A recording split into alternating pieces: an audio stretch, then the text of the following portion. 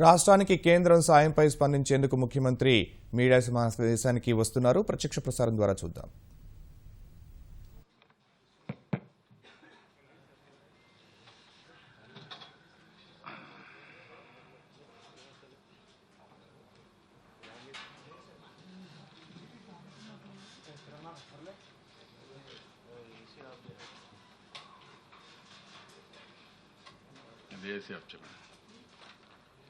AC option ఇంకొకటి ఉండే option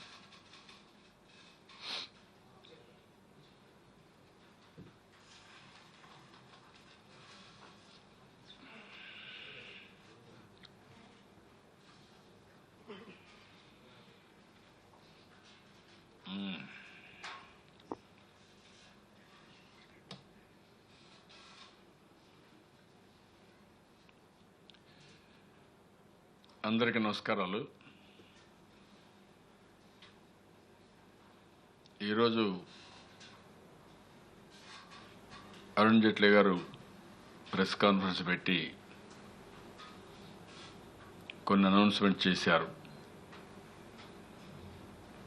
అందులో ప్రధానంగా ఇంకా చేయవలసినవి కూడా చాలా ఉన్నాయి. ఆయన 4 కేటగిరీస్ కింద తీసుకోవడం జరిగింది. ఒకటి, బైఫర్కేషన్ యాక్ట్లో ఏవైతే ఉన్నాయో ఆ హామీలన్నీ కూడా అమలు చేయడం. 2, 14th ఫైనాన్స్ కమిషన్ ఏదైతే ఉందో ఆ రికమెండేషన్స్ అన్ని అమలు చేయడం. 3, ఆనాటి ప్రధానమంత్రి మన్మోహన్ సింగ్ ఏదైతే పార్లమెంట్లో చెప్పాడో ప్రత్యేక హోదా, ఆ విషయాలు ప్రస్తావించడం.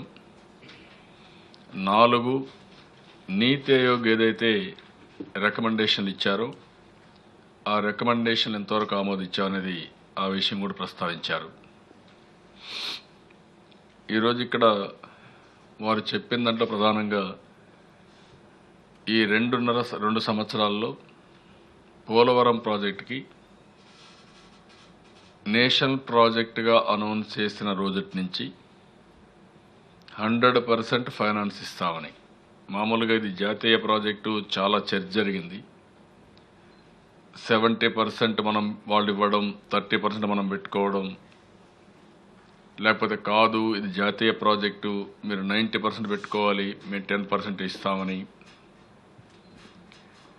అయితే బైఫర్కేషన్ యాక్ట్లో కూడా చాలా స్పష్టంగా ఈ ప్రాజెక్ట్ని నేషనల్ లెవెల్లో కంట్రీని దీన్ని క్లియరెన్సెస్ అన్ని ఇప్పించాలి, దీన్ని పూర్తి చేసే బాధ్యత తీసుకోవాలని యాక్ట్లో కూడా పెట్టారు. దానికి ఈరోజు ఆయన మాట్లాడుతూ 100% 1/4/2014 నుంచి ఏదైతే ప్రాజెక్ట్ కాస్ట్ అవుతుందో దాన్ని పూర్తిగా భరిస్తామని ఒక నిర్దిష్టమైనటువంటి ఇది ఇచ్చారు. దానికి డబ్బులు కూడా ఏ విధంగా మొబిలైజ్ చేయాలి, అది గవర్నమెంట్ ఆఫ్ ఇండియా నబార్డ్ ద్వారా మొబిలైజ్ చేసి అదే మరిగా దానికి కావాల్సిన డబ్బులన్నీ వాళ్లే గ్యారంటీలను ఇచ్చి రీఎంబర్స్మెంట్ ఇచ్చి పూర్తి చేస్తామని చెప్పారు. అందులో కూడా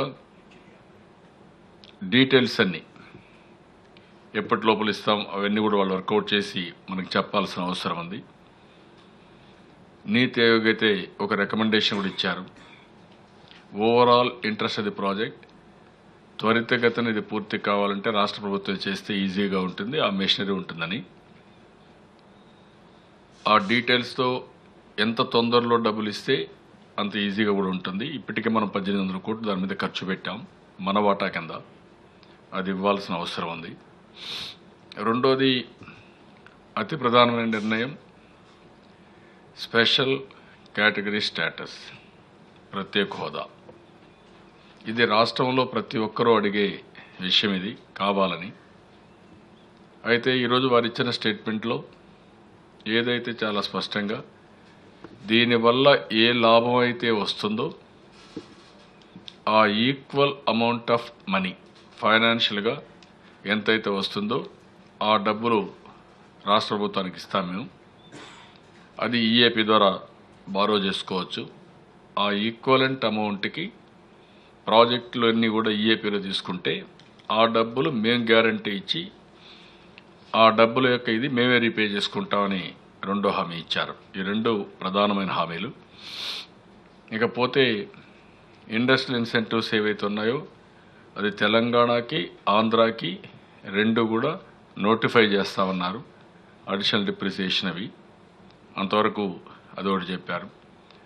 రాజధానికి ఇచ్చిన డబ్బులు ఒక విధంగా చెప్పాలంటే 2,500 కోట్లు ఇచ్చారు. ఇంకొక 1000 కోట్లు ఇస్తామంటున్నారు. కానీ ఇది సరిపోయే పరిస్థితి లేదు. కానీ ఒరిజినల్గా కూడా ఆ రోజు చట్టంలో పెట్టింది కూడా బిల్డింగుల కోసమే పెట్టారు కాంగ్రెస్ పార్టీ కూడా. అక్కడి నుంచి బిల్డింగులకు ఎక్కువ ఖర్చు కాదు, కావాల్సింది ఇది ఒక కొత్త సిటీ. కొత్త సిటీ నిర్మాణం చేయాలంటే ఇన్ఫ్రాస్ట్రక్చర్ కావాలి. ఈరోజు మనం ఒక మోడర్న్ సిటీ కట్టాలనుకున్నప్పుడు పెద్ద ఎత్తున ఇన్ఫ్రాస్ట్రక్చర్ అవసరం ఉంటుంది. ఆ ఇన్ఫ్రాస్ట్రక్చర్కి అవసరమైనది లేకుండా బిల్డింగ్ల కోసం అంటే అది పెద్ద ఖర్చు కాదు. ఆ విషయంలో కూడా న్యాయం చేయాల్సిన అవసరం ఉంది. డెఫిసిట్ ఫైనాన్స్ విషయం వచ్చినప్పుడు చాలా స్పష్టంగా ఏదైతే ఆ డెఫిసిట్ ఫైనాన్స్ మనం ఎప్పటి నుంచి చెప్తున్నాం, వాళ్ళు కూడా ఫైనాన్స్ డిపార్ట్మెంట్లో కొన్ని కొరీలు వేస్తూ వచ్చారు. మనం వేరే బయటకు ఖర్చు పెట్టామన్నీ కూడా పెడుతూ వచ్చారు. కాదు, మాకు ఆదాయం తక్కువ ఉంది, మీరు ఇవ్వాలని చెప్పి చాలాసార్లు చెప్పాం. ఇంకా ఇప్పటికి ఇచ్చింది కాకుండా మిగిలిన ఇన్స్టాల్మెంట్ బేస్లో పే చేస్తామన్నారు. అది కూడా అమౌంట్ స్పెసిఫై చేయాల్సిన అవసరం ఉంది, ఆ డబ్బులు ఇవ్వాల్సిన అవసరం ఉంది. ఇవి కాకుండా railway zone concern minister Suresh Prabhu will decide, ఆయన డిక్లేర్ చేస్తారని చెప్పి అది కూడా చెప్పారు. అదే మరి ఇండస్ట్రియల్ క్లస్టర్స్, ఒక 4 ఇండస్ట్రియల్ క్లస్టర్స్ ఒక్కొక్క దానికి 2,000 నుంచి 3,000 కోట్లు ఇస్తామని చెప్పారు. అది కూడా అమలు చేయాల్సిన అవసరం ఉంది. ఇవి కాకుండా ఇంకా కొన్ని స్టీల్ ప్లాంట్ కడపలో కానీ, ఇంకొక పక్క దుగ్గిరాజపట్నం పోర్ట్ కానీ, ఇంకొక పక్కన ఏదైతే ఈరోజు మన హెచ్పిసిఎల్ రిఫైనరీ కానీ, ఇవన్నీ కూడా పూర్తి కావాల్సిన అవసరం ఉంది. రిఫైనరీ అయితే ఒక అడ్వాన్స్ స్టేజ్ కూడా వచ్చింది. ఒక 20,000 కోట్ల రూపాయలు విశాఖపట్నంలో పెడతామని ముందుకు వస్తే నేను వారికి చెప్పింది, విశాఖపట్నం సిటీలో ఇప్పుడు అవసరం లేదు, మీరు కాకినాడ కానీ లేకపోతే మచిలీపట్నంలో పెట్టమని చెప్పి కోరాం. వాళ్ళు కాకినాడకి ప్రిన్సిపల్ యాక్సెప్ట్ చేశారు. అదొక 20,000 కోట్లు. అదే మరి ఇన్స్టిట్యూషన్స్ అన్నీ వచ్చాయి, దీన్ని పూర్తి చేయాల్సిన బాధ్యత ఉంది.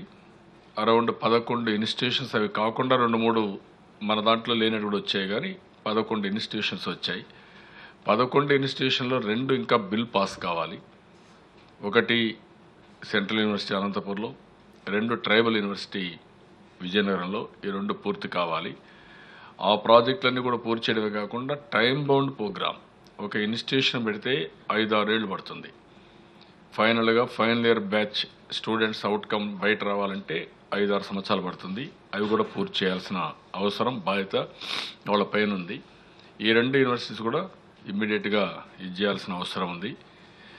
ఇకపోతే ఇవి కాకుండా సరే అసెంబ్లీ సీట్లు ఏవైతే ఉన్నాయో మన రీఆర్గనైజేషన్ ఆఫ్ అసెంబ్లీ సీట్స్ చేయాలి. అది వాళ్ళకు నష్టం లేదు, ఇది వీలైన తొందరలో పూర్తి చేయాల్సిన బాధ్యత ఉంది. అదే మరి సుప్రీంకోర్టు ఒక నిర్ణయం చేశారు హైయర్ ఎడ్యుకేషన్ విషయంలో.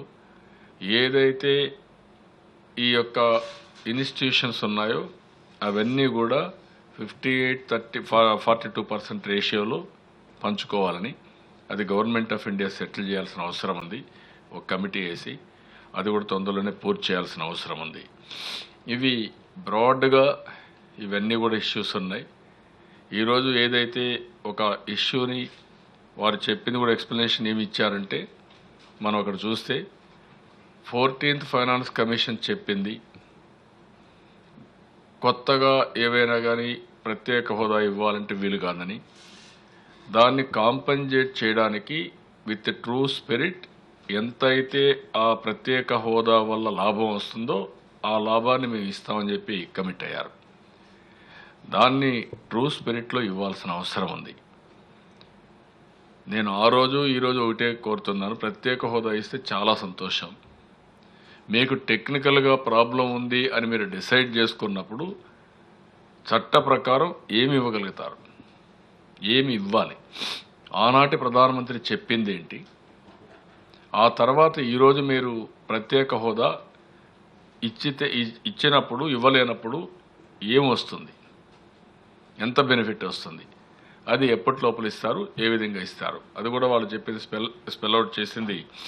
మేము ఈఏపీ ప్రాజెక్టుల ద్వారా ఎంత డబ్బులు వస్తే 15-20 మధ్యలో అంటే 5 ఇయర్స్కి వచ్చినటువంటి వాల్యూ ఆఫ్ అమౌంట్ని మేము తూచా తప్పకుండా ఇస్తామని చెప్పి కమిట్ అయ్యారు. అది ఒక విధంగా చెప్పాలంటే కనీసం ఇప్పటికి 2 ఏళ్ళు అయిపోయింది కాబట్టి ఈరోజు ఈ హామీ వల్ల కొంతవరకైనా సరే ఆ డబ్బులు వస్తే మనకు వెసులుబాటు వస్తుంది, అంటే అభివృద్ధి కార్యక్రమాల్లో ముందుకు పోయే పరిస్థితి వస్తుంది. అది రావాల్సిన అవసరం ఉంది. ఇండస్ట్రియల్ ఇన్సెంటివ్స్ వచ్చినప్పుడు ఏవైతే ఇండస్ట్రియల్ ఇన్సెంటివ్స్ ఇచ్చారో దానివల్ల మనకు పెద్ద ఉపయోగం లేదని ఆ రోజు కూడా చెప్పాను. అయితే అది పెట్టినప్పుడు కూడా యాక్ట్లో 2 రాష్ట్రాలకు సంబంధించి ఇండస్ట్రియల్ ఇన్సెంటివ్స్ పెట్టారు. రాయలసీమకు ప్రత్యేకంగా బ్యాక్వర్డ్ ఏరియా కింద స్పెషల్ ప్యాకేజ్ ఇచ్చారు. ఆ ప్యాకేజీ కూడా తక్కువే అమౌంట్, అది 50 కోట్లు ఇచ్చారు. 50 × 3 సంవత్సరాలు అంటే 150 కోట్లు జిల్లాకు వచ్చింది, 7 జిల్లాలకు వచ్చింది. ఇంకొక సేమ్ అమౌంట్ ఇంకొక 3 సంవత్సరాలు ఇస్తామని చెప్పి కూడా అది ఒప్పుకోవడం జరిగింది. ఏదేమైనా కూడా ఈరోజు కేంద్ర ప్రభుత్వం అనౌన్స్ చేసినటువంటి విషయాలు చాలా రోజుల నుంచి మన ప్రజానీకం ఎదురు చూస్తున్నారు. సరే, ఇంకా కొన్ని ప్రాజెక్టులు వచ్చాయంటే అది వేరే విషయం. ఇప్పుడు ఇక్కడ బిఎల్, ఇక్కడ నిమ్మకూరు దగ్గర ఒక ప్రాజెక్టు, లేకుంటే అనంతపూర్లో ఒకటి, కస్టమ్స్ ఒకటి, ఇలాంటివన్నీ వచ్చాయి. కల్నరీ ఇన్స్టిట్యూట్ అని కొన్ని వచ్చాయి. అవన్నీ కూడా ఒకసారి ఆలోచిస్తే వేరే రాష్ట్రాలకు వస్తున్నాయి, మనకు అదనంగా కూడా కొన్ని ఎక్కువ రావచ్చు. ఏదైతే ఈరోజు మనం ఇబ్బందుల్లో ఉన్నాం కాబట్టి మన రాష్ట్రంలో ఇంకా చాలా ఇన్స్టిట్యూషన్స్ రావాల్సిన అవసరం ఉంది. రాజధానిలో ఇటీవల కాలంలో మేము ఒక ఎక్సర్సైజ్ చేశాం. గవర్నమెంట్ ఆఫ్ ఇండియాలో అన్ని డిపార్ట్మెంట్లో రీజనల్ ఆఫీసులు కానీ స్టేట్ ఆఫీసులు కానీ ఎవ్రీ స్టేట్ హెడ్ క్వార్టర్స్లో ఉన్నాయి. మన రాష్ట్రంలో అవి కూడా లేని పరిస్థితి ఉంది. అవన్నీ కూడా ఇక్కడ ఇవ్వాల్సిన అవసరం ఉంది. ఆ ఇన్స్టిట్యూషన్స్ అన్నీ వస్తే సిటీ డెవలప్మెంట్ వస్తుంది, ఒక పద్ధతి ప్రకారం ముందుకు పోయే పరిస్థితి వస్తుంది. ఏదేమైనా కూడా ఈరోజు ఏవైతే ఇచ్చారో ఇంత మునుపు కూడా ఏదైనా మనకు వచ్చినట్టన్నీ కూడా నేను వారికి వచ్చిన దానికి స్వాగతిస్తూ చేయాల్సింది చాలా ఉంది. ఆ విషయం ఈరోజు కూడా వాళ్ళు ప్రెస్ కాన్ఫరెన్స్లో అడ్మిట్ చేసే పరిస్థితిలో వచ్చారు. కానీ 2 సంవత్సరాల 3 నెలలు అయింది. ఇంకా దీన్ని క్లారిటీ ఇచ్చి ముందుకు తీసుకుపోకపోతే మనకు చాలా నష్టం జరుగుతుంది. దాన్ని తొందరలో కంప్లీట్ చేయాల్సిన అవసరం ఉంది. నేను తృప్తి కాదు, నేనేమంటానంటే 2 విషయాలు మనకి మెయిన్గా ఏ ఇష్యూస్ మనకి ఇక్కడ మనం అందరం కూడా ఇక్కడ ఉన్నాం. ఒకటి స్పెషల్ స్టేటస్ ఇవ్వలేనప్పుడు స్పెషల్ స్టేటస్కి వచ్చే డబ్బులు మనకి ఇస్తామంటున్నారు, అది ఇమ్మంటున్నాం. మీరు ఏ రూపేణ ఇస్తారు అది వేరే కథ. కనీసం స్పెషల్ స్టేటస్కి ఏ బెనిఫిట్ వస్తుందో ఆ బెనిఫిట్ అంతా ఇస్తే కొంతవరకైనా మనకి వెసులుబాటు వస్తుంది. రెండోది నేషనల్ ప్రాజెక్టుగా ఇచ్చి 100% అది ఇమ్మీడియట్గా ఫాస్ట్ ట్రాక్లో పెట్టాలి. ఆ డబ్బులు వస్తే మనకు ఆ ప్రాజెక్టు పూర్తవుతుంది. ఆ 2 విషయాలు ప్రధానమైన విషయాలు. మిగిలినట్టు మనకు రైల్వే జోన్ కానీ మిగిలిన విషయాలు కూడా ఉన్నాయి. అవన్నీ కూడా వస్తే కొంతవరకు వెసులుబాటు వస్తే మనం ముందుకు పోయే పరిస్థితి వస్తుంది.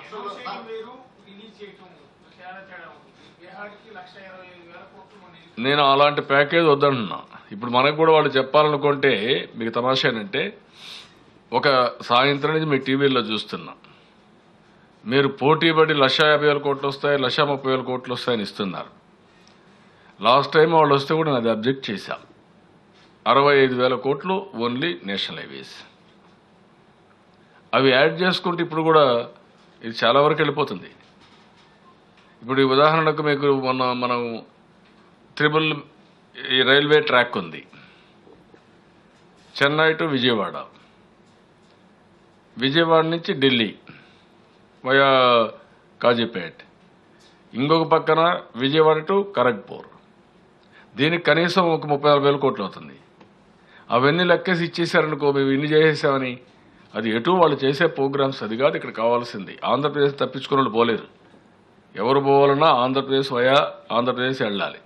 మొన్న కూడా ఒక ప్రాజెక్ట్ మనం మినిస్టర్ వచ్చినప్పుడు మనం మాట్లాడినప్పుడు చెప్పాం, ఏదైతే ఇక్కడి నుంచి డబుల్ లైన్ ఏదైతే ఉందో ఫ్రమ్ హియర్ టు గూడూరు, అది కూడా శాంక్షన్ చేశారు.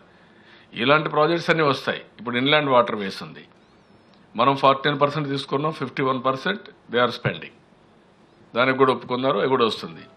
డ్రెడ్జింగ్ కార్పొరేషన్ ఒకటి వచ్చింది, అది కూడా మన అంతర్వేదిలో ఇచ్చారు, 4-5 వేల కోట్లతో కూడా వస్తుంది. ఇది కాదు నేను అడిగేది, మనకు రావాల్సిన వాటిల్లో మనకు ఏవైతే ముఖ్యంగా రావాలనో అవి వస్తే మనకు ఇక్కడ డెవలప్మెంట్ జరుగుతుంది. That is where I'm asking. ఇవన్నీ కూడా ఒక పద్ధతి ప్రకారం చేయాలి. ఏవైతే రొటీన్గా వచ్చింది బీహార్ లాంటి ప్యాకేజ్, ఇంకో ప్యాకేజ్ వల్ల మనకు వచ్చే లాభం లేదు. మనం ఆర్థికంగా ఇబ్బందుల్లో ఉన్నాం. ఆ ఇబ్బందులు అధిగమించడానికి ఏవైతే బైఫర్కేషన్ యాక్ట్లో పెట్టారో అవన్నీ కూడా చేయడం, ఏదైతే అసలు పార్లమెంట్లో హామీ ఇచ్చారో దాన్ని కూడా చేయడం. ఇది కాకుండా నేను ఫస్ట్ నుంచి అడిగింది హ్యాండ్ హోల్డింగ్ ఇమ్మని. అదర్ స్టేట్స్తో సమానంగా పైకి వచ్చే వరకు ఆంధ్రప్రదేశ్కి హ్యాండ్ హోల్డింగ్ ఇమ్మని, అది ఇమ్మని చెప్పి ఇప్పటి నుంచి కోరుతుంది. అదే ఇస్తామంటున్నారు. కానీ నాకు కావాల్సిన ఫాస్ట్ ట్రాక్లో ఇవన్నీ అభివృద్ధి చేయడం కోసం సహకరించాలి.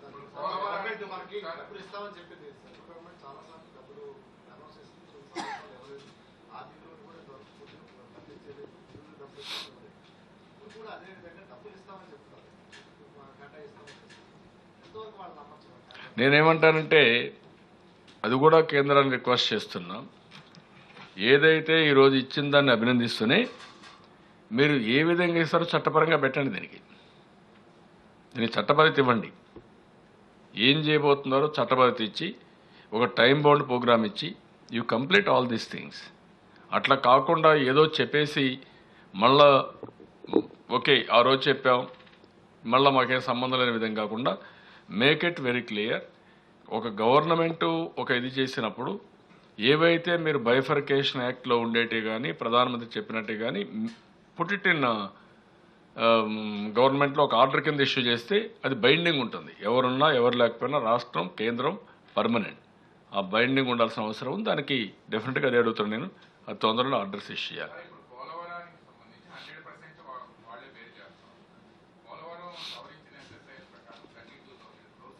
అంటే మనం ఖర్చు పెట్టిన డబ్బులు కూడా ఉన్నాయి కదా. మనం ఖర్చు పెట్టింది 8,000 కోట్లు ఖర్చు పెట్టాం. ఇంకా మిగిలిన డబ్బులు వాళ్ళు ఇవ్వాలి. దాంట్లో మళ్ళీ 2 కాంపోనెంట్లు ఉన్నాయి. ఒకటి పవర్ ప్రాజెక్ట్, అది సెపరేట్గా వెళ్తుంది, అది పీపీపీ కింద అది వెళ్తుంది. ఒక ప్రాజెక్ట్ ఇరిగేషన్ ఆర్&ఆర్ ఈజ్ వెరీ డిఫికల్ట్ టాస్క్. ఎందుకంటే 50,000 ఎకరాలు గిరిజనుల నుంచి ఆల్టర్నేటివ్ ల్యాండ్ ఇవ్వాలి, వాళ్ళకి ఆర్&ఆర్ ఇవ్వాలి, వాళ్ళకి ల్యాండ్ కొనివ్వాలి, మళ్ళీ ప్లెయిన్ ఏరియాల్లో. రెండోది వాళ్ళందరికీ ఇండ్లు కట్టివ్వాలి, రీహాబిలిటేషన్ అన్ని ఇవ్వాలి, పునరావాసం కల్పించాలి. It is a big package. దగ్గర ఇంకా 200 గ్రామాలని రీహాబిలిటేట్ చేయాలి మనం. ఆ 200 గ్రామాలు రీహాబిలిటేట్ చేయడం Hercules task. That is the biggest money. Project కంటే కూడా ఎక్కువ ఖర్చు అయ్యేది రివైజ్డ్ రేట్స్ ప్రకారం ఆర్&ఆర్కి ఎక్కువ అవుతుంది. అది మనం చేయాల్సిన అవసరం ఉంది. అది గవర్నమెంట్ ఆఫ్ ఇండియా ఏదైతే మీరు ఇస్తామన్నారో దాన్ని తూచా తప్పకుండా ఇవ్వాలి, తొందరలో పూర్తి చేయాలి. అవి ఇప్పుడు చేయకపోతే రోజు ఇంకా పెరుగుతుంది.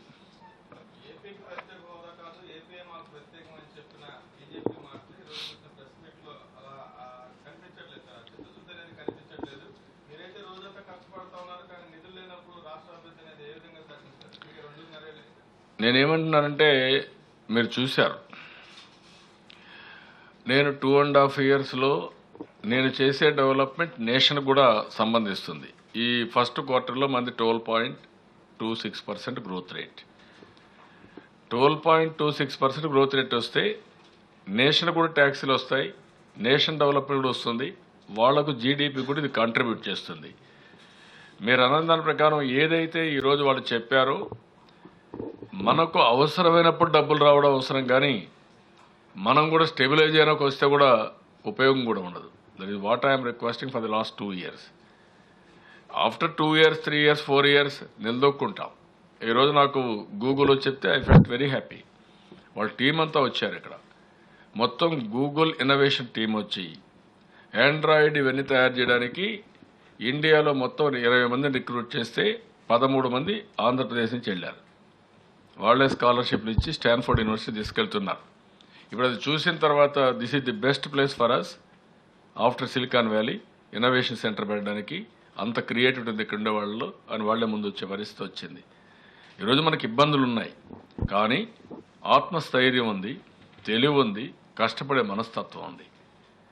దానికోసం మనం ఈరోజు ఇబ్బందులు ఉన్నాయి కాబట్టి ముందుకు వచ్చి వాళ్ళు చేయగలిగితే భవిష్యత్తులో మనం తట్టుకోగలుగుతాం, తట్టుకొని ముందుకు పోతాం. దాంట్లో సెకండ్ థాట్ లేదు. ఏది నేనేమంటున్నానంటే నేను కూడా హోదానే కావాలని అడుగుతున్నా. మీరు ఏ టెక్నికల్ ప్రాబ్లం వల్ల మీరు ఇవ్వలేము అని చెప్పినప్పుడు ఈరోజు ఫస్ట్ టైం బయట వచ్చారు. బయట వచ్చి ఏమంటున్నారు, హోదాతో సమానంగా మేము ఆర్థిక సహాయం చేస్తామంటున్నారు. అది చేయమన్నా నేను. హోదా ఏముంది? ఆ రోజు ప్రధానమంత్రి ఏం చెప్పారు, మీరు హోదా ఏం చెప్పారు? హోదాతో వచ్చే లాభాలేంటి? ఆ లాభాలని ఏ విధంగా కాంపన్సేట్ చేస్తారు? కొంతమంది ఏమంటున్నారు, ఇండస్ట్రీస్ అవన్నీ మాట్లాడుతున్నారు. నేను అందుకనే గవర్నమెంట్ ఆఫ్ ఇండియాని అడిగేది చాలా స్పష్టంగా, ఎంత ఆదాయం వస్తుందో ఎంత ఇవ్వాలనో అవి ఫుల్ఫిల్ చేయమంటున్నాను. దాని వరకు ఇంకా ఎవరన్నా హైలైట్ చేయగలిగితే ఊరికి అడ్డంగా మాట్లాడితే కాదు, వాస్తవంగా మాట్లాడితే డెఫినెట్గా దానికోసం ప్రయత్నం చేస్తాం. అందరం కలిసి ప్రెషర్ పెడతాం, సాధించే వరకు ముందుకు పోతాం. నేనేమంటానంటే ఇప్పుడు 2 ఆస్పెక్ట్స్ ఉన్నాయి. నేను అందుకే అప్పటి నుంచి చెప్తున్నా. ఆ రోజు కానీ ఈ రోజు కానీ నేను చెప్పేది ఏంటి, ఎక్కువ డబ్బులు వస్తే ఎవరికి వెసులుబాటు వస్తుంది? రాష్ట్ర ప్రజానీకానికి వస్తుంది, ముఖ్యమంత్రిగా నాకు వస్తుంది. అంతే కదా. నేను ఇంత స్ట్రగుల్ అయ్యేది కూడా తగ్గుతుంది కదా. అదేమా నేనేమంటానంటే ఈరోజు నేను ఫస్ట్ నుంచి అదే చెప్పాను. కొన్ని ప్రాజెక్టులు మనం తెచ్చుకున్నాం, ఇంకా తెచ్చుకోవాల్సిన ప్రాజెక్టులు చాలా ఉన్నాయి. అదే మరిగా ప్రధానంగా మనకు వచ్చిన సమస్య ఏంటి, హోదా. ఇప్పుడు వాళ్ళు చెప్పేది ఏంటి, హోదాతో సమానంగా ఏదైతే మీకు ఆర్థికంగా వస్తుందో అవన్నీ హెల్ప్ చేస్తా ఉంటారు. దాన్ని నేను డిమాండ్ చేస్తున్నా. ఇప్పుడు కనీసం అది వచ్చిందనుకోండి, పోలవరం ప్రాజెక్ట్ 2 ఏళ్ళు అయింది. పోలవరం ప్రాజెక్టుకి మనం పనులు ప్రారంభించాం, మన దగ్గర కూడా డబ్బులు లేవు, 1800 కోట్లు ఖర్చు పెట్టాం. నేను మొన్న కూడా మీకు చెప్పాను, ఒక 15 రోజులు ప్రాజెక్టు పెండింగ్ పెడితే మొత్తం డిజిలొకేషన్ వస్తుంది. ఎక్కడోళ్ళు అక్కడ వెళ్ళిపోతారు, మెషినరీస్ వెళ్ళిపోతాయి, కాంట్రాక్ట్ వెళ్ళిపోతారు, అందరూ డిస్పర్స్ అవుతారు. మళ్ళీ రమ్మన్నారు, ఆ పరిస్థితికి వస్తుంది. అన్నీ కూడా ఒక టెంపోకి తీసుకొచ్చాం. వీక్లీ మానిటరింగ్ పెట్టాం. ఏది ఎర్త్ వర్క్ ఎడ్ జరగాలి, కాంక్రీట్ ఎడ్ జరగాలి, డయాఫామ్ ఎడ్ జరగాలి, అవన్నీ పెట్టి 2018కి పాజిటివ్గా పూర్తి చేయడానికి అన్నీ పెట్టాం. దీనికి ఏం కావాలి, ఇప్పుడు రెగ్యులర్గా నిధుల ఫ్లో కావాలి. పోలవరం ఆంధ్రప్రదేశ్కి జీవనాడి. పోలవరం పూర్తయితే కరువును ఆటోమేటిక్గా ఎదుర్కోగలుగుతాం. కాబట్టి ఆ ప్రాజెక్టు పూర్తి కావాలంటే మీరు చెప్పినట్టు ఇంకా 15,000 కోట్లు 20,000 కోట్లు దగ్గర కావాలి. ఆ ల్యాండ్ ఎక్వేషన్ బట్టి డిసైడ్ అవుతుంది. ఒక పక్క ప్రాజెక్టు, ఒక పక్క కెనాల్స్, ఇంకో పక్క ల్యాండ్ ఎక్వేషన్, రీహాబిలిటేషన్. సో ఆ డబ్బులు కానీ ఇమీడియట్గా ఫాస్ట్ ట్రాక్లో ఎవ్రీ ఇయర్ 3,000-4,000 crores 5,000 crores కనుక ఇవ్వగలిగితే మనం అనుకున్నంత తొందరగా కంప్లీట్ చేయగలుగుతాం. దానికి ఏం చెప్పారు, ఈరోజు మేము నబార్డే పెడతామన్నారు. నబార్డుకి అతి త్వరలో పెట్టి ఫండ్స్ రిలీజ్ చేసే పరిస్థితి రావాలి. మనకి ఎఫ్ఆర్బిఎం ఉంది. ఎఫ్ఆర్బిఎం సందర్భంలో వీఆర్ హ్యావింగ్ ఏ ప్రాబ్లం ఉన్నావు. ఆ ఎఫ్ఆర్బిఎం కూడా ఉంది. ఇప్పుడు దీనికి ఒక 1800 కోట్లు ఖర్చు పెట్టాం. ఉండేదే ఆంక్షలు ఉన్నాయి, పరిమితులు ఉన్నాయి, ఆదాయం తక్కువ, ఖర్చులు ఎక్కువ ఉన్నాయి. ఈ సమయంలో మళ్ళీ ఎఫ్ఆర్బిఎం కూడా వైలేట్ చేయలేకపోతున్నాం. ఇప్పుడు 1800 కోట్లు కేంద్రం దగ్గర హెల్డప్ అయింది. I'm demanding to release immediately all these things. అది పంపిస్తాం, అది ఇప్పుడు పంపిస్తాం. అంటే ఆ రోజు కూడా ఆనాటి ప్రధానమంత్రి కూడా చెప్పింది 5 ఏళ్ళకే చెప్పాడు. మనం ఆ పార్లమెంట్లో ఆయన చూస్తే, సరే వాళ్ళు 5 ఏళ్లే చెప్పారు, వీళ్ళు 5 ఏళ్లే ఇవ్వాలన్నా అని నేను అది కూడా సమర్థించడం లేదు. నేను రిసీవింగ్ ఎండ్లో ఉన్నాను, తీసుకునే పరిస్థితిలో ఉన్నాను. కాబట్టి వాళ్ళు ఇచ్చింది మనకు సవ్యంగా ఇన్ టైం ఇస్తే మనం ముందుకు పోవడానికి అవకాశం వస్తుంది, ముందుకెళ్తాం.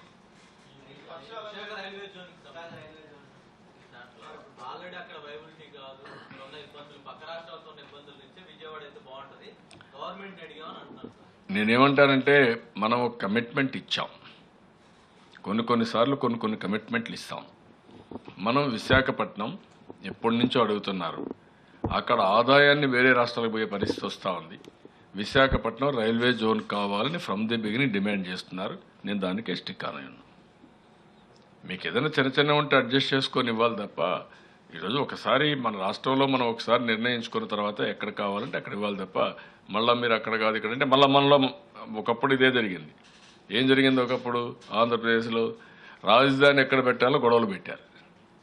దాన్ని నేను మళ్ళీ అందరికీ ఎడ్యుకేట్ చేసి క్లారిటీ తెచ్చే పరిస్థితి తీసుకొచ్చాను. అప్పుడే క్లారిటీ వచ్చింది.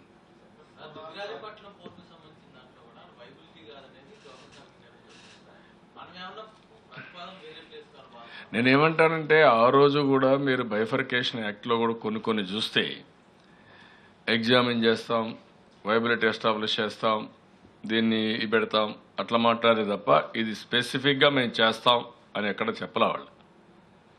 అలాంటివి చాలా మాట్లాడారు. ఇప్పుడు కాంగ్రెస్ నాయకులు ఇప్పుడంతా మనకి ప్రాబ్లమ్స్ ఎందుకు వచ్చాయండి? ఆ రోజు బైఫర్కేషన్ అప్పుడు కాంగ్రెస్ పార్టీ సరిగా ప్రవర్తించడం మనకి ఇబ్బందులు వచ్చేటివే, అడుక్కునే పరిస్థితి వచ్చేదే. దేనికోసం నేను అడుక్కోవాలి వాళ్ళని? ఆ రోజు వీళ్ళు చేసిన తప్పుడు విధానం వల్ల కనీసం ఒక విభజన జరిగిన తీరు కానీ, విభజన జరిగినప్పుడు ఆస్తుల పంపకం కానీ సరిగా చేయలేదు కాబట్టి ఈ సమస్యలు వచ్చాయి. ఇప్పుడు తెలంగాణ నుంచి మనకు సుప్రీంకోర్టు వరకు పోయాం, ఆస్తులు ఈ మరి పంచాలని కూడా డెసిషన్ ఇచ్చారు. ఇంకా దానికి ఇంకా క్లారిటీ వచ్చే పరిస్థితి లేదు. ఇలాంటి సమస్యలన్నీ వచ్చాయి. దీన్ని ఏ విధంగా అధిగమించాలో ఒక పక్క హక్కుల కోసం పోరాడుతూనే ఇంకొక పక్క అభివృద్ధి పైన కూడా శ్రద్ధ పెట్టాలి. మేము హక్కుల కోసం పోరాడతాం, మేమేం అభివృద్ధి చేయమంటే పబ్లిక్ అప్రిషియేట్ చేసే పరిస్థితిలో ఉండరు.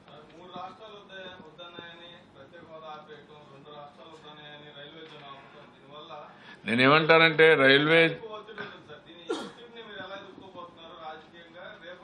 ప్రత్యేక హోదా మీరు చెప్పినట్టు ఒకటి వాళ్ళు 3 రాష్ట్రాల నుంచి అడిగారా, లేకుంటే ఎవరున్నా సమాధానం చెప్పలేకపోయారా? ఇప్పుడు కూడా అతను చెప్పిన సమాధానం ఏంటంటే మాకు 14th ఫైనాన్స్ కమిషన్లో ఇది చేశారని. నేను అడిగేదంటే మీరు ఇవ్వాలంటే ఇవ్వచ్చు, కాదు మేము ఇది కాదు ఇంత అమౌంట్ ఇస్తామని టెక్నికల్ సమస్యలు ఉన్నాయి ఇస్తామన్నారు. ఆ డబ్బులన్నా ఇస్తామంటే క్లియర్గా చెప్పండి, అది తీసుకుంటామని చెప్తాను. కనీసం దానివల్ల మనం డెవలప్మెంట్ చేసుకొని ముందుకు పోతాం. లేకపోతే ఇంకొక 2-3 ఏళ్ళు గమ్మున కాలయాపన చేసామనుకో మనకు వచ్చే లాభం ఏంటి? అభివృద్ధి ఆగిపోతుంది, ఎనర్జీ వేస్ట్ అవుతుంది. ఇచ్చింది తీసుకోకుండా ఏం చేస్తాం? కానీ ఈ రావడానికి కానీ తీసుకోవాలి కదా. మళ్ళీ ప్రత్యేక హోదా ఇస్తే ఐ విల్ వెరీ హ్యాపీ. ఇవ్వలేనప్పుడు ప్రత్యేక హోదాతో సమానంగా బెనిఫిట్స్ ఇస్తాం, అవి తీసుకోవాలి కదా. అవి కూడా తీసుకోకపోతే మనం ఎక్కడికి ముందుకు పోతాం?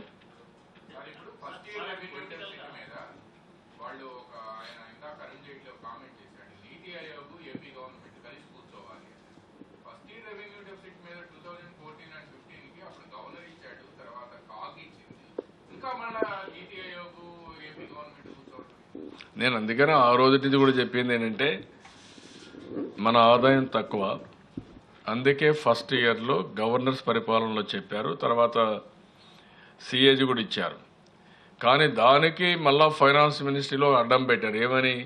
మీరు పెన్షన్లు ఇచ్చారు, మీరు రైతులకు రుణమాఫీ చేశారు, ఇవన్నీ అడ్డం పెట్టారు. నేనేమంటాను, నాకు ఇది ఒక డెమోక్రటిక్ గవర్నమెంట్. నేను ఒకసారి ఇది అయిన తర్వాత నేను రీఅప్రోప్రియేషన్ చేసుకున్నాను. కేంద్ర ప్రభుత్వంలో మీరు ఎట్లయితే రీఅప్రోప్రియేషన్ చేసుకున్నారో రాష్ట్ర ప్రభుత్వంలో అదే మరి నేను రీఅప్రోప్రియేషన్ చేసుకున్నాను. నా ఆదాయం ఎంత, నా ఖర్చులు ఎంత. రెండోది, ఆ రోజు తెలంగాణ ఆదాయం ఎంత, వాళ్ళ ఖర్చులు ఎంత. నాకు ఆ ఖర్చులు ఏదైతే ఆదాయం తగ్గిందో టు దట్ ఎక్స్టెంట్ బ్యాలెన్స్ చేస్తామని ఆనాటి గవర్నర్స్ పాలనలో లేకుంటే సిఏజీ కూడా ఇచ్చారు, హామీ ఇచ్చారు, ప్రైమ్ మినిస్టర్ కూడా హామీ ఇచ్చాడు. ఆ డబ్బులు నేను ఇమ్మంటున్నా. దానికి కొన్ని స్టాండర్డైజ్డ్ ఫార్ములా ఇచ్చారు. అది తెచ్చిన తర్వాత ఇప్పటికి 3,900 కోట్లు ఇచ్చారు. మిగిలింది కూడా 3 ఇన్స్టాల్మెంట్లు ఇస్తామంటున్నారు. నాకేంటంటే ఎఫ్ఆర్బిఎం ఇవన్నీ ఉండి మేము అవస్థపడతామంటే కేంద్ర ప్రభుత్వం ఒక ఓషన్ లాంటి కేంద్ర ప్రభుత్వం కూడా దీంట్లో మళ్ళా కట్లు పెట్టి 3 ఏళ్ళు ఇస్తామంటే ఇది సబబు కాదు. మీకు ఇచ్చే ఫ్లెక్సిబిలిటీ మీకు బెటర్గా ఉంది, మాకు అది లేదు. That is what I'm requesting them to finance.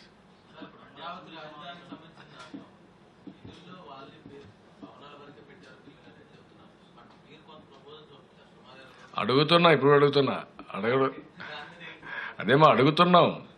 అడుగుతున్నాం. ఇప్పుడు ఏంటంటే రాజధాని నాకు ఒక్కడికి బాధ్యత అండి, కేంద్రానికి కూడా బాధ్యత ఉంది. ఎందుకంటున్నానంటే రాజధాని ఒక మంచి రాజధాని కడితే ఈ దేశానికి ప్రతిష్ట పెరుగుతుంది. ఈ సెంచరీలో కట్టే రాజధాని అమరావతి ఒకటే. అది ఒక crisis, it is an opportunity. అందుకే నేను ఎన్ని ఇబ్బందులున్నా రైతుల ముందుకు వచ్చి దగ్గర 34,000 ఎకరాలు ఇచ్చారు. దాని మీద నేను స్విచ్ ఛాలెంజ్ అయిపోతుంది. దాని మీద కూడా మళ్ళీ కావాలని కోర్టు పోయి అడ్డమడే పరిస్థితికి వచ్చారు. ఒక పక్క అభివృద్ధిని అడ్డుకుంటున్నారు, ఇంకొక పక్క కేంద్ర ప్రభుత్వాన్ని ఉదారంగా డబ్బులు ఇస్తుందంటే మీకు బిల్డింగ్ల కోసం ఇస్తూ ఉంటున్నారు.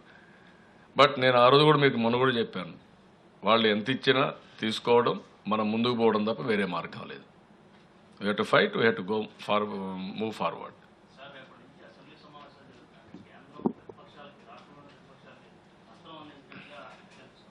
నేనేమంటానంటే కావాలి అనుకుంటే మాట్లాడుతూనే ఉంటారు. అదే మాదిరిగా దీన్ని ఏ విధంగా ప్రజలు అర్థం చేసుకోవాలి, ప్రజలే తీసుకుపోవాలి, ఏ విధంగా మనం చేయాలనుకుంటే వేరే మార్గాలు ఉన్నాయి. ఈరోజు ఇచ్చింది కూడా పూర్తిగా సమస్యల పరిష్కారం చేయాల. నేను ఆ మాట చెప్పాను. ఇప్పుడు ఇంకా చేయాల్సింది చాలా ఉంది. అయితే మేజర్గా 2 ఇష్యూస్లో స్పష్టత ఇచ్చారు. 2 కాదు 3-4 ఇష్యూస్లు ఇచ్చారు. ఒకటి స్పెషల్ స్టేటస్ వీలు కాదు, టెక్నికల్గా మేము దానికి ఎంత డబ్బులు వస్తుందో అంత డబ్బులు ఇస్తామంటున్నారు. దానికి ఏ విధంగా ఇస్తారు అనేదని కూడా ఒక స్పష్టత ఏమన్నారంటే ఈఏపీలో మీరు తెచ్చుకోండి, ఆ డబ్బులని మేమే పెట్టుకుంటామంటున్నారు. Now I have to propose to that extent EAP projects, irrigation projects కానీ ఇంకోటి కానీ రోడ్లు కానీ అవన్నీ పెట్టుకొని ఈ డబ్బులు తీసుకొచ్చుకుంటే టు దట్ ఎక్స్టెంట్ డెవలప్మెంట్ అవుతుంది. దాన్ని నేను వర్కౌట్ చేసుకోవాలి.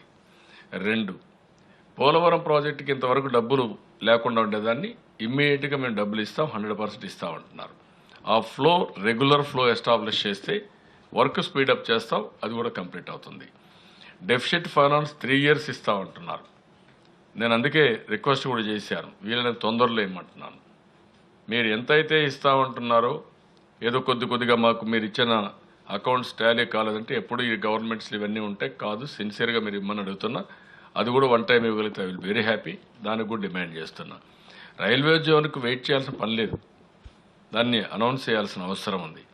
ఇకపోతే ఇండస్ట్రీస్ ఇవన్నీ కూడా కొత్త రాష్ట్రం, ఇండస్ట్రియల్ ఇన్సెంటివ్స్ ఇవ్వాలి. ఈరోజు ఇచ్చిన ఇండస్ట్రియల్ ఇన్సెంటివ్స్ అనౌన్స్ చేశారు కానీ దానివల్ల పెద్ద ఉపయోగం లేదు. దానికోసం 4 notes ఇస్తామంటున్నారు, అవి కూడా ఇవ్వాల్సిన అవసరం ఉంది. మిగిలిన ఇన్ఫ్రాస్ట్రక్చర్కి అప్పటికి కూడా మనం అన్నింటిలో సపోర్ట్ చేస్తున్నాం. ఈరోజు మీరు చూస్తే ఆల్ ఎడ్యుకేషన్ ఇన్స్టిట్యూషన్స్ నేను ల్యాండ్ ఇచ్చాను, కాంపౌండ్ వాళ్ళకి డబ్బులు ఇచ్చాను. ఈవెన్ గన్నవరం ఎయిర్పోర్ట్ ఒక పాలసీ వాళ్ళది, మనం ఏం కాదని లేవు. గన్నవరం ఎయిర్పోర్ట్కి నేను 650 ఎకరాలు ల్యాండ్ వాల్యూ అంత, ఇక్కడ అంత ల్యాండ్ ఇచ్చి ఈరోజు గవర్నమెంట్ ఆఫ్ ఇండియాకి అక్కడ టెర్మినల్ అవన్నీ కూడా ఎక్స్పాన్షన్స్ అవన్నీ పెట్టుకున్నాం. అదే మరి ఇంకొక పక్కన వీళ్ళు ఏవైతే ఇన్స్టిట్యూషన్స్ వచ్చాయో అన్నిటి కూడా ల్యాండ్ ఇచ్చాం. కడాన మీకు నిమ్మకూరులో కూడా బిహెచ్ఎల్ వస్తాయి, బిఈఎల్ వస్తాయి, దానికి మనమే ల్యాండ్ ఎండోమెంట్ ల్యాండ్ ఇచ్చి ఇండస్ట్రీ కోసం ముందుకు పోయాం. So this are all various ఆస్పెక్ట్స్లో మనం కోఆపరేట్ చేస్తున్నాం. వాళ్ళు కూడా అదే కోఆపరేషన్ ఇచ్చి మనం ముందు నడిపించాల్సిన అవసరం. వెళ్తాను. పోలవరం మీద ఇప్పుడు 100% ఇచ్చామన్నారు. దీన్ని ఫాస్ట్ ట్రాక్లో పెట్టడం తప్ప వేరే మార్గం లేదు కదా. అక్కడ అది వర్కౌట్ చేయాలి. ఇప్పుడు ఈరోజు చెప్పారు, అనౌన్స్ చేశారు, వీళ్ళని తొందరలో అనౌన్స్ చేసి ఇప్పుడు ఫండ్స్ రిలీజ్ చేయాలి, ఫ్లో రావాలి. ఆ రోజు అది కూడా రీచ్ చేస్తాం. I will discuss with them. Before that will work it out. ఏమంటారు?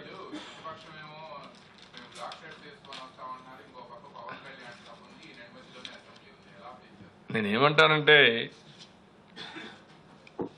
ఈరోజు మనకు రావాల్సినటువంటి డిమాండ్స్ గురించి అడగడంలో తప్పులేదు. అదే మాదిరిగా ఈరోజు వచ్చిన ఇష్యూస్ కూడా అనలైజ్ చేసుకోవడంలో కూడా తప్పులేదు.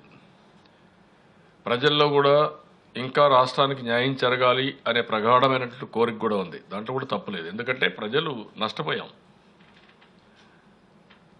60 సంవత్సరాలు హైదరాబాద్లో కష్టపడి కట్టుబట్టలతో వచ్చాం. నేను అప్పుడు కూడా చెప్పాను, నెత్తిన అప్పు పెట్టుకొని వచ్చాం. అది తీర్చుకుంటూ మనం కష్టపడే పరిస్థితి. ఇప్పుడు కేంద్రం ఉదారంగా ముందుకొచ్చి అన్ని విధాలు ఆదుకోవాలనేది ప్రతి ఒక్కరి ఆకాంక్ష. దాంట్లో ఏమాత్రం కూడా ఇది కాదు. కానీ కొంతమంది ఎవరైతే రాజకీయంగా వైఎస్ఆర్ కాంగ్రెస్ ఇవన్నీ రాజకీయంగా ఇది ఎప్పుడు చేస్తారు, వాళ్ళకి సిన్సియారిటీ ఉంటే ఇవి మాట్లాడే వ్యక్తులు రాజధానికి ఎందుకు అడ్డం పడ్డారండి? స్విచ్ ఛాలెంజ్కి పట్టిసీమకి ఎందుకు అడ్డం పడ్డారు? ఎవ్రీ ప్రాజెక్ట్కి అడ్డం పడుతున్నారు. ఒక పక్క కేంద్రం ఇవ్వలేదని బ్లేమ్ చేస్తూనే మీరు ఎంతవరకు సహకరించారు రాష్ట్ర అభివృద్ధి కోసం? ఎప్పుడూ సహకరించలేదు. ఎప్పుడు చిచ్చు పెట్టాలంటే మీరు ప్రయత్నం చేస్తున్నారు. సరే పవన్ కళ్యాణ్ గారు మొన్న తిరుపతిలో మాట్లాడారు. ఈరోజు అనౌన్స్ చేసిన తర్వాత చూసుంటారు. చూసిన తర్వాత వారు ఎట్ రెస్పాండ్ అవుతారు వారిని కూడా చూద్దాం. నాకు ఇవి సాధించడం కోసం ఎవరు సహకరించా నేను అభినందిస్తాను.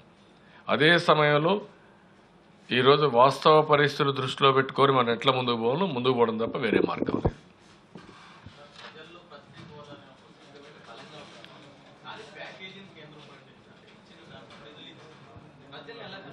నేనేమంటానంటే ప్రత్యేక హోదా టెక్నికల్గా కాదు అనుకున్నప్పుడు వాళ్ళు ఇచ్చింది ఈరోజు ఇచ్చారు. నేను కూడా నిన్నటి వరకు కానీ ఇప్పుడు కూడా అదే అడుగుతున్నా, ప్రత్యేక హోదానే అంటున్నాం. కానప్పుడు వాళ్ళు ఇచ్చిన నిధులు కూడా తీసుకొని ఈక్వల్ అమౌంట్ ఇచ్చినప్పుడు తీసుకొని ముందుకు పోవడం తప్ప అది ఇవ్వకపోతే మనం ఇవి తీసుకోమంటే మనమే నష్టపోతాం. That is what